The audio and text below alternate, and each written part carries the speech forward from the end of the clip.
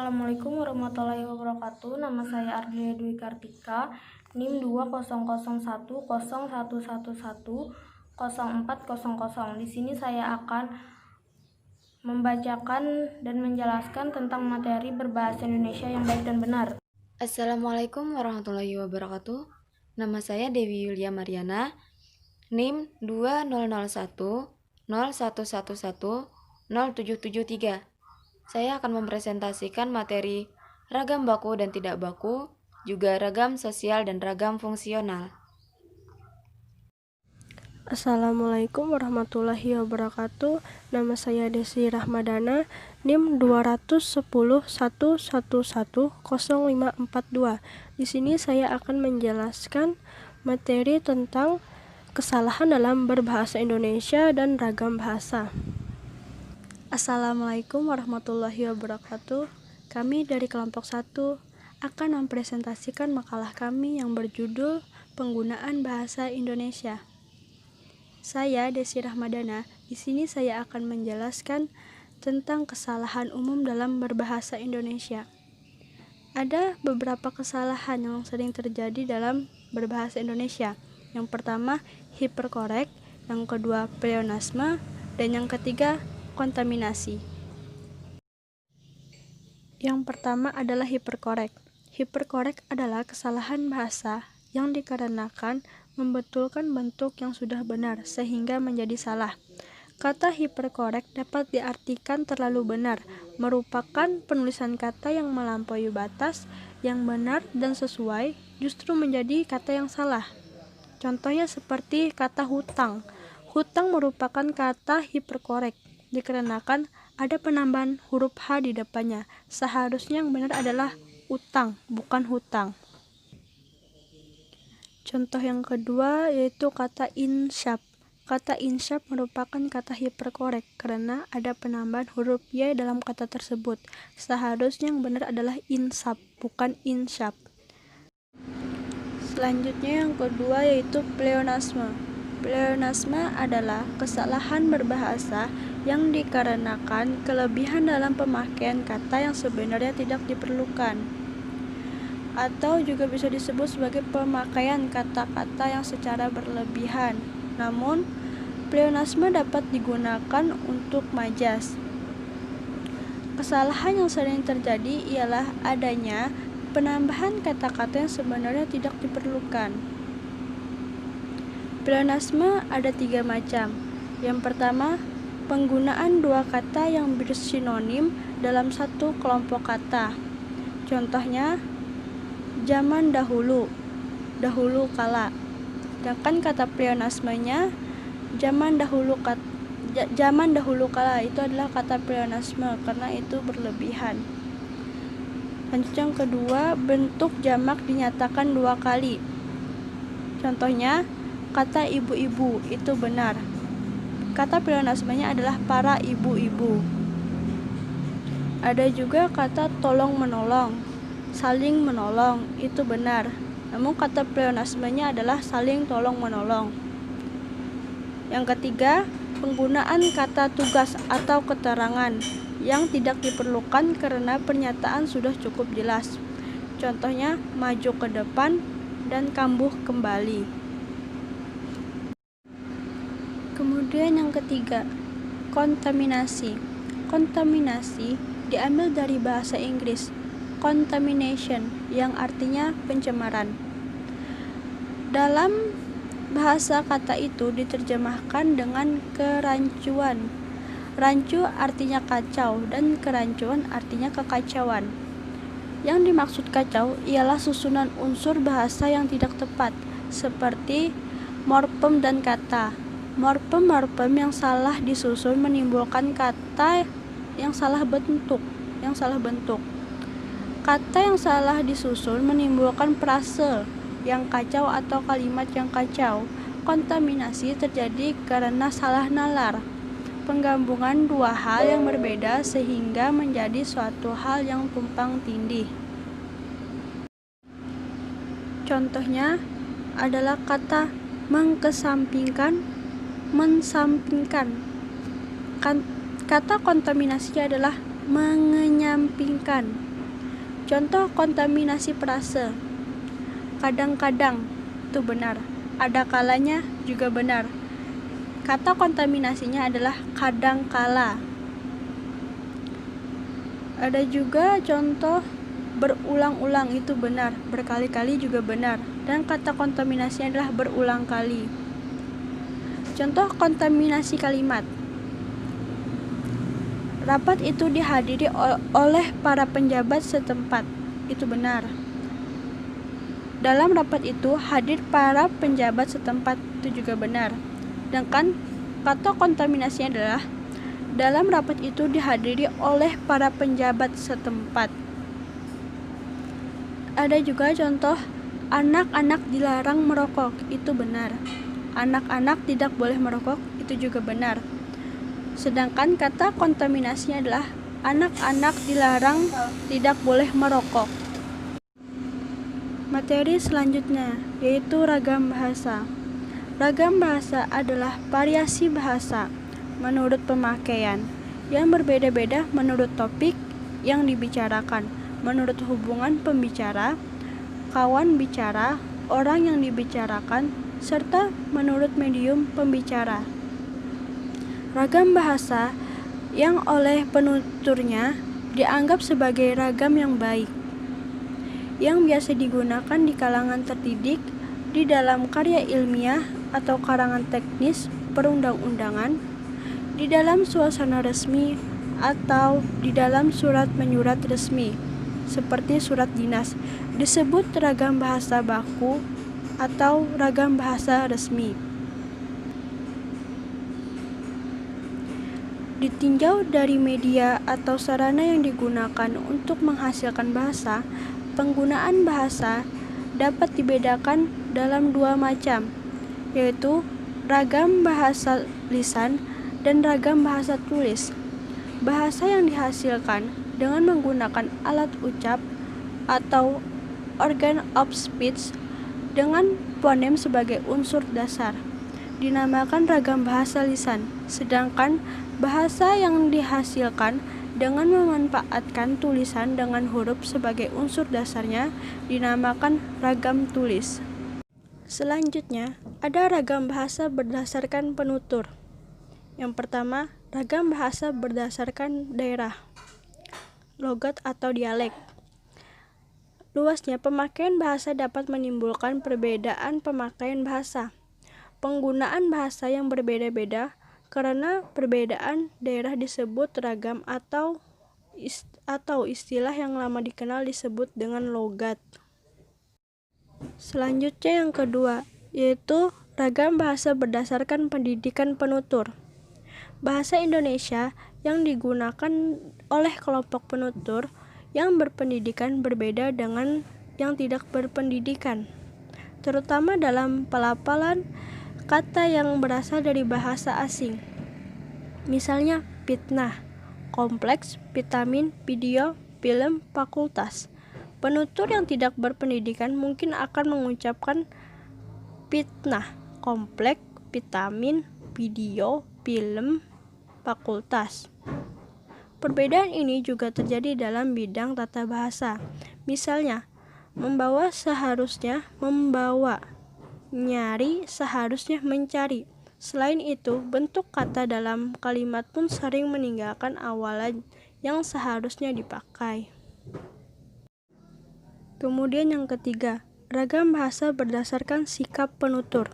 Ragam bahasa dipengaruhi juga oleh setiap penutur terhadap kawan bicara, jika lisan, atau sikap penulis terhadap pembawa, jika dituliskan. Sikap itu antara lain resmi, akrab, dan santai. Kedudukan kawan bicara atau pembaca terhadap penutur atau penulis juga mempengaruhi sikap tersebut. Misalnya, kita dapat mengamati bahasa seorang bawahan atau petugas ketika melapor kepada atasannya.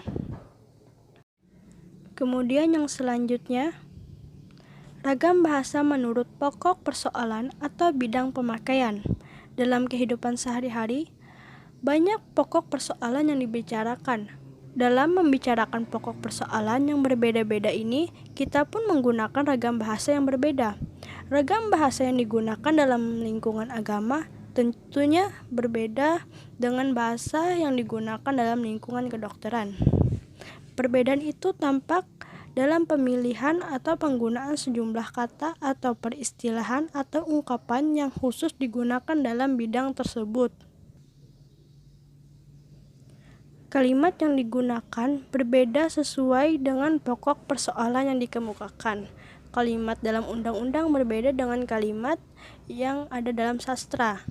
Kalimat-kalimat dalam karya ilmiah, kalimat-kalimat dalam koran ataupun majalah dan lain-lain.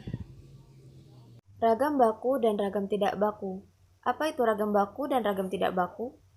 Ragam baku adalah ragam yang dilembagakan dan diakui oleh sebagian besar warga masyarakat pemakainya sebagai bahasa resmi dan sebagai rangka rujukan norma bahasa dalam penggunaannya. Ragam tidak baku adalah ragam yang tidak dilembagakan dan ditandai ciri-ciri yang menyimpang dari norma ragam baku. Penggunaan ragam bahasa baku dan ragam tidak baku berkaitan dengan situasi dan kondisi pemakaiannya.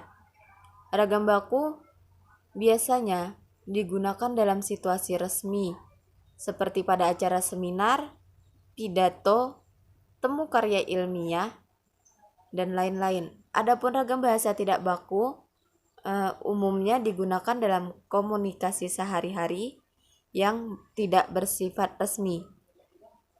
Bahasa baku, cara pengucapan atau penulisannya sesuai dengan kaidah-kaidah standar atau kaidah yang telah dibakukan. Kata baku sesuai dengan kaidah yang tercantum dalam pedoman ejaan yang disempurnakan, tata bahasa baku, ataupun kamus umum. Sedangkan bahasa tidak baku, cara pengucapan atau penulisannya tidak memenuhi kaidah-kaidah standar yang telah ditentukan. Jadi, kata tidak baku tidak memuat kaidah-kaidah yang tercantum dalam pedoman ejaan, tata bahasa baku, ataupun kamus umum. Fungsi bahasa baku secara umum sebagai pemersatu, pemberi kekhasan, pembawa kewibawaan, dan sebagai rangka acuan.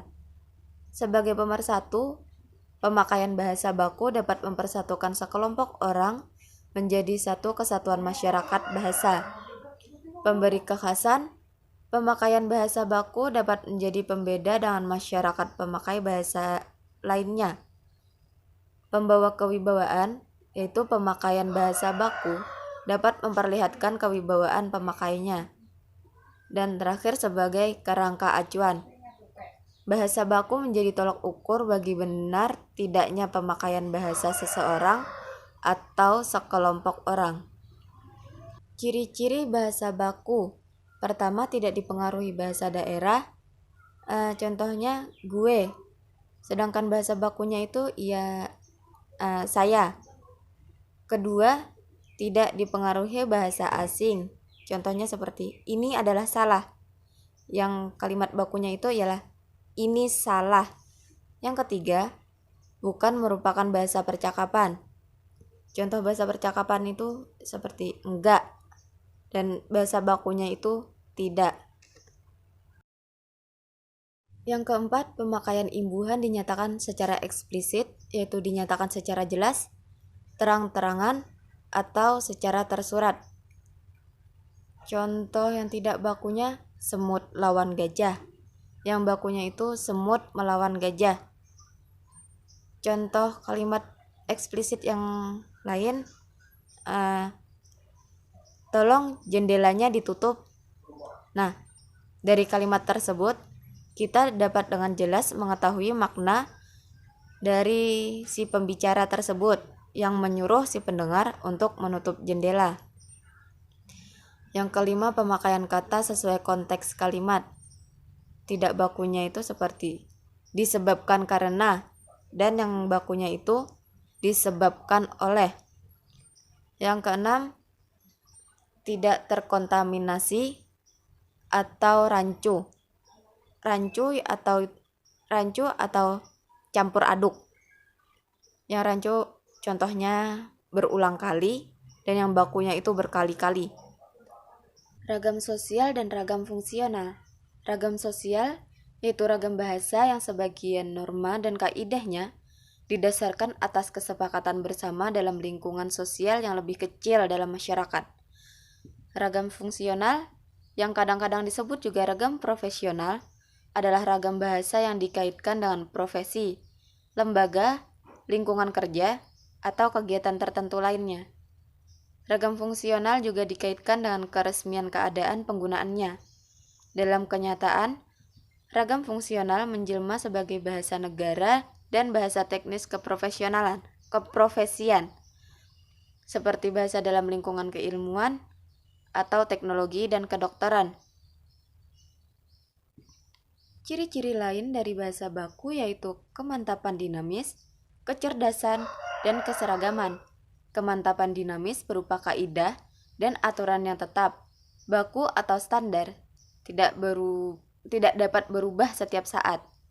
Kaidah pembentukan yang menerbitkan bentuk dan perasa dan perumus dengan tepat, asas harus dapat menghasilkan perajin dan perusak, bukan pengrajin dan pengrusak.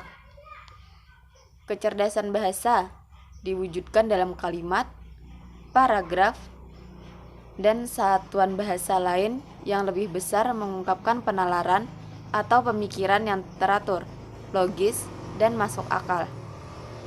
Proses pencerdasan bahasa amat penting karena pengalaman ilmu dan teknologi modern yang kini umumnya masih bersumber dari bahasa asing harus dapat berlangsung melalui ragam bahasa baku bahasa Indonesia.